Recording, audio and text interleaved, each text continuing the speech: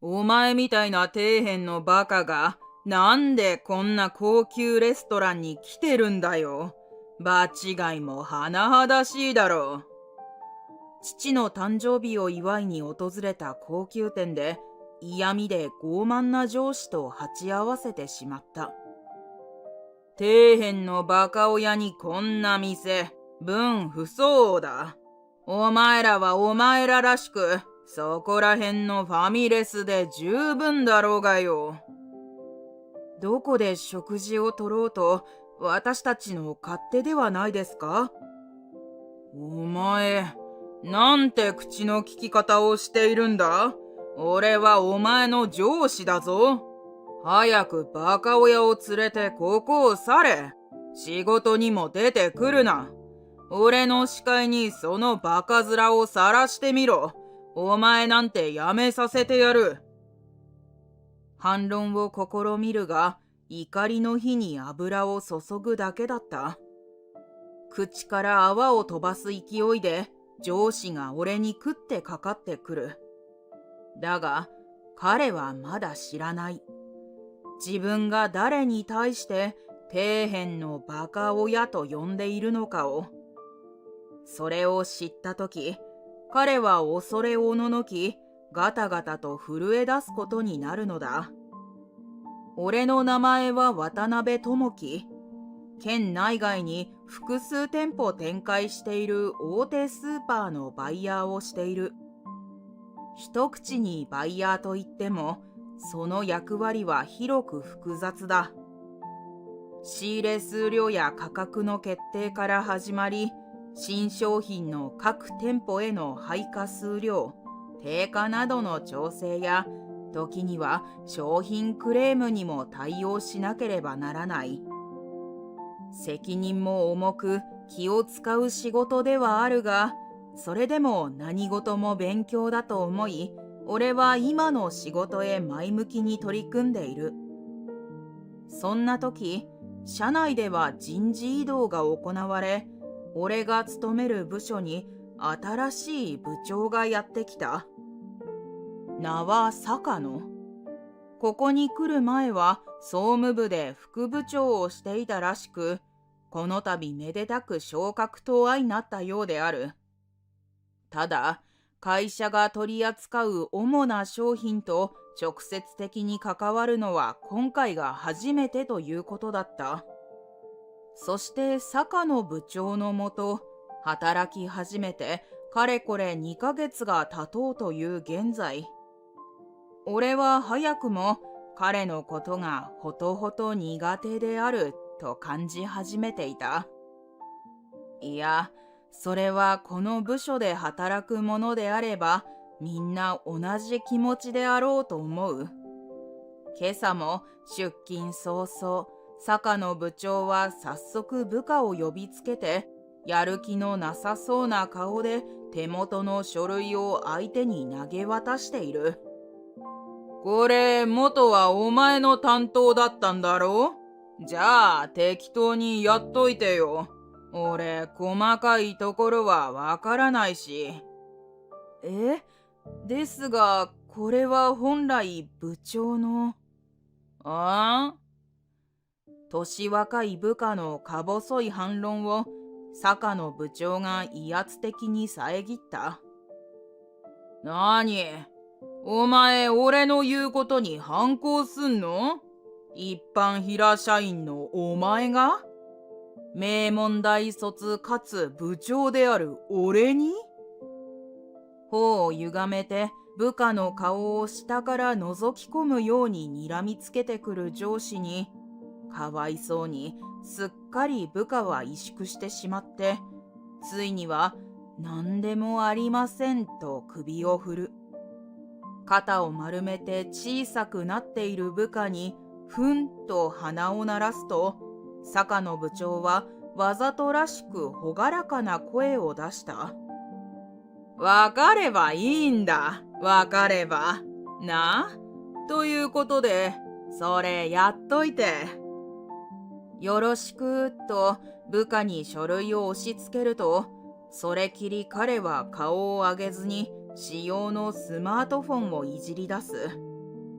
取り付く島もないその態度に、部下も諦めたようにして自席へと戻っていった。ああ、また仕事を押し付けてる。その光景を見やり、俺は内心短足する。坂野部長がやってきて以降、この部署ではこういったやりとりが頻繁に行われているのだった。今までとは畑違いの部署に異動になったことは俺も理解している。だがいくら直接的に商品と関わるのは初めてとはいえ、配属されてから2ヶ月も経つのだ。なのにその間、彼は仕事の一つも覚えないばかりか、最低限のことでさえ、ああして部下に丸投げする始末。それに坂野部長は、自分が名門大卒なのを自慢に思っているらしく、相応にプライドも高いため、基本的な物言いがとても横柄なのだ。さらには入社以来、本社勤務を続けているのもあって、彼は実店舗で働く人間のことをバカにしている節があった。曰く、彼らは、俺のようなエリートにはなれなかったバカだそうで、たまに上がる現場からの商品クレームにも、大概煩わしそうな態度を見せては話を余計にこじらせている。ちなみに、その度に仲裁に呼ばれるのはいつも俺だ。俺は実店舗での実務経験を数年積んでから本社へと異動になっていた。坂野部長はどこからかその話を聞きつけたらしく、現場上がりだから馬が合うだろうとニヤニヤ笑って仕事を押し付ける理由にしているのである。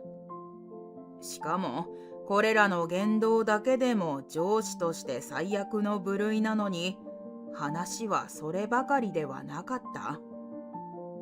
俺が半年かけて詰めていた商談がまとまったため、その報告を早速坂野部長に挙げていた矢先、突然彼はこんなことを言い出したのだ。なるほど、話はわかった。でだ、この商談は俺が引き継ぐから、お前はもういいぞ。え？予想外のことを告げられ、目を丸くする俺に、けれど坂野部長はイラついたようにして声を荒げる。だから、お前はもう用なしだって言ってんだよ。というかお前、現場上がりのバカだろ？大学も大したとこ出てないし、そんなバカにこんな大事な仕事任せられるわけないだろうがよ。そのあまりの暴言に俺は思わず言葉をなくしてしまった。だがそれをいいことに坂野部長はさっさと話を進めてしまい、いつの間にか俺のまとめた商談は彼の手柄となってしまっていたのだった。最悪も最悪。苦手というよりもはや関わり合いたくないレベルなのだが、それでも彼はこの部署の部長で俺の上司。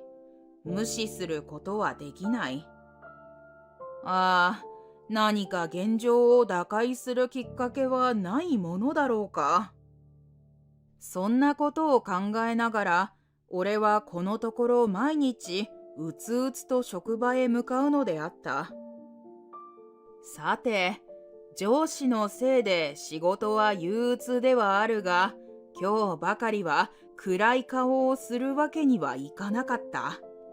俺の父の誕生日なのだ。毎年何かしら家族でお祝いはしているものの、今年は俺からのプレゼントということで、雑誌や SNS でも評判の高級レストランへ赴くことにしたのである。噂にたがわず、接客も料理も一流だな。本当ね、お店の中も素敵だし。上品かつ現代的にまとめられた個室にて、父も母もゆったりと食事を味わいながら頬をほころばせている。ありがとう、ともき。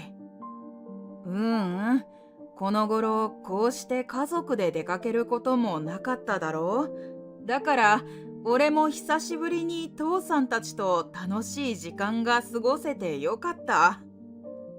礼を口にする父へ俺は笑顔で答える。実際沈みがちであった日々のいい気分転換にもなって、お祝いの席は終始楽しく時間が過ぎていった。そうしてコースも終盤。デザートの後にコーヒーと小菓子が運ばれてきた段階で、俺は一旦手洗いのために席を外す。だが、その戻り道である廊下でのことだった。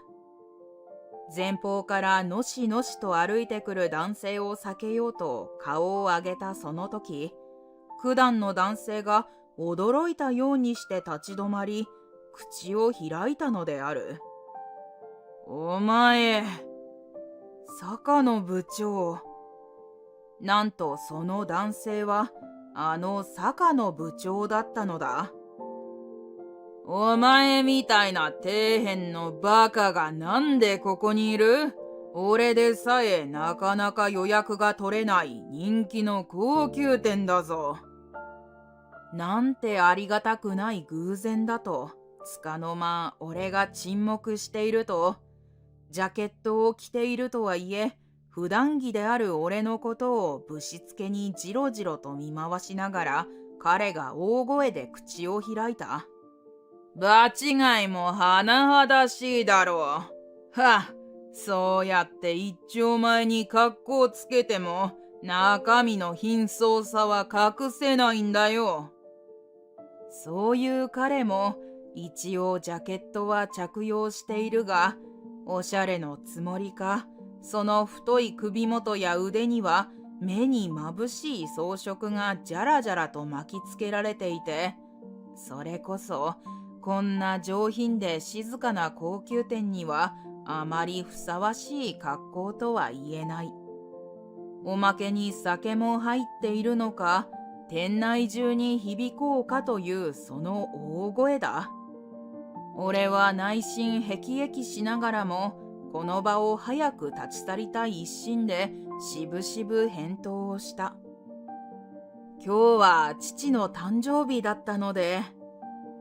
だが言葉少なな俺の返事に、坂野部長はますますいたけ高になって言い募ってくる。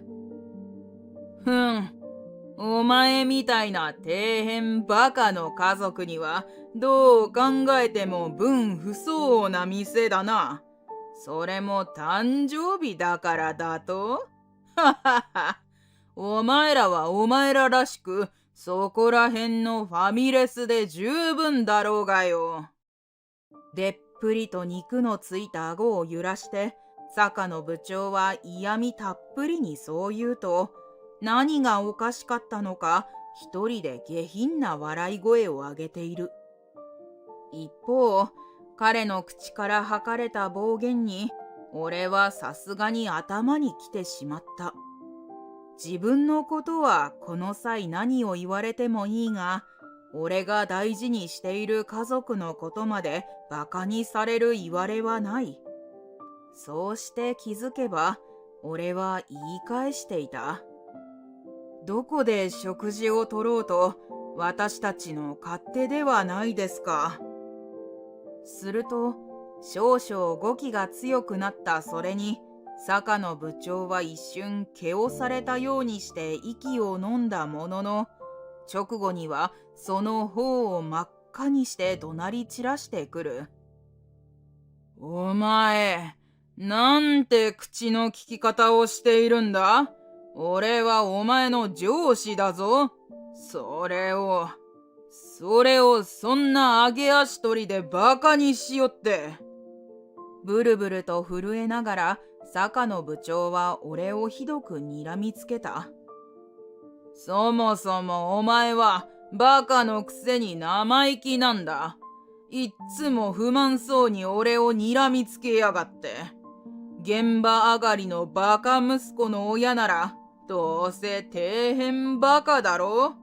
ここはお前ら底辺家族が来ていい店じゃない。坂野部長、それはさすがに失礼です。俺のことは何を言われてもいいですが、家族のことまでとやかく言われるのは。たまらず俺は割って入る。しかし、その態度も結局彼の怒りの火に油を注ぐ形となったのだろう。もはや口から泡を飛ばす勢いで彼は俺に食ってかかってきた。うるさい。もう1分1秒でもその顔を見たくない。早くバカ親を連れてここを去れ。明日も仕事に出てくるなよ。俺の視界にそのバカ面を晒してみろ。お前なんてやめさせてやる。ぐわんぐわんと坂野部長の胴馬声が廊下にこだまする。と、その時だった。おい、一体何の騒ぎだ、騒々しい。店に迷惑じゃないか。廊下のちょうど突き当たりに位置していた個室から俺の父が顔を出して静かに俺たちを一括したのである。父さん。その言い分にもっともだと思い、慌てて俺は居住まいを正す。だが彼曰く、現場上がりの底辺のバカ親が姿を見せたにもかかわらず、あれほど興奮していた坂野部長が何も言わない。どころか真っ赤に染まっていたはずの顔を分かりやすく青くして不気味なほどに無言で固まっている坂野部長を見合って俺は思わず首をかしげた。坂野部長？すると俺の呼びかけではっと我に返った様子の彼が限界までその目を見開き、わけがわからないといった顔で俺を見てきた。なぜ会長がここに？というか今、父さんと言ったか？お前の父親が会長？嘘だろ？まるで上ごとのようにしてブツブツとそうつぶやく坂野部長。その様子に、そういえば坂野部長は父の顔を知っているのだったと俺はようやく思い至る。そうなのだ。実は俺の父は俺や坂野部長の勤める大手スーパーの現会長を務めているのである。